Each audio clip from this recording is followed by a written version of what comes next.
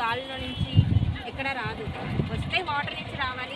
లేదనంటే మీరు స్టాక్ చేసినప్పుడు యానిమల్స్ ఎక్కడి నుంచి అయితే తెచ్చుకుని ఉంటారు. లైక్ హ్యాచరీ నుంచి కాదు కదా, మీరు యానిమల్స్ నుంచి స్టాక్ చేసి ఎక్కడ జనరల్ న్యాచురల్ పాండ్ నుంచి ఎక్కడ తెచ్చారంట. ఇన్ కేస్ ఒక్క యానిమల్లో 2-3 ఆర్గ్లస్ పారాసైట్స్ ఉన్నా సరే they can replicate inside the pond easily. So water నుంచి రావడం లేదంటే డైరెక్ట్గా యానిమల్ నుంచి రావడం మాత్రమే జరుగుతుంది ఆర్గ్లస్ వచ్చిందంటే. అవేమి పాండ్ సాయిల్ నుంచి మట్టిలో నుంచి పుట్టేవి కాదు. ఓకే, ఇన్ కేస్ ఏదైనా బ్యాక్టీరియా లేదంటే వైరస్ అని అంటే సాయిల్ నుంచి వచ్చే అవకాశం ఉంటుంది. ఎనీ పారాసైట్ మనం మైక్రోస్కోప్ కింద అబ్జర్వ్ చేయొచ్చు. ఓకే, ఆర్గ్లస్ అంటే మనకు కంటికి కూడా కనిపిస్తుంది. క్లియర్గా అబ్జర్వ్ చేస్తే మన కంటికి కూడా ఆర్గ్లస్ కనిపిస్తుంది. ఇన్ కేస్ మనకు కనిపించలేదు అని అంటే you can use the microscope.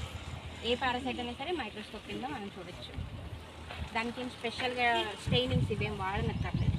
బ్యాక్టీరియాకి మాత్రమే మనం గ్రామ్ స్టెయినింగ్ టెక్నిక్ వాడేసి అబ్జర్వ్ చేస్తాం. ఎందుకంటే బ్యాక్టీరియా మన కంటికి కనిపించదు. ఈ వాటర్ హ్యాండ్ఫుల్ ఆఫ్ వాటర్ తీసుకుంటే అందులో చాలా బ్యాక్టీరియాస్ ఉంటాయి, కనిపించదు కదా. దాన్ని అబ్జర్వ్ చేయాలంటే జనరల్ మైక్రోబయాలజికల్ మీడియాలో గ్రో దాన్ని మళ్ళీ స్టెయినింగ్ కోసం పెట్టి గ్రామ్ స్టెయినింగ్లో పెట్టి స్టెయినింగ్ చేస్తేనే కనిపిస్తుంది. అదర్వైజ్ మనకు కనిపించదు. ఇంకా చూడాలి అంటే మొటిలిటీ హ్యాండ్ డ్రాప్ టెస్ట్ ఉంటుంది కదా, మొటిలిటీ టెస్ట్ అది చేయొచ్చు.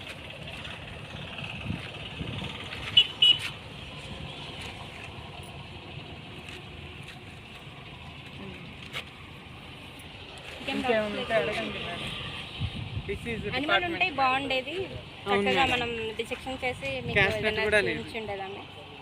ఏదైనా చేప పడతారా? డిసెక్షన్ చూపిస్తారా? పట్టండి.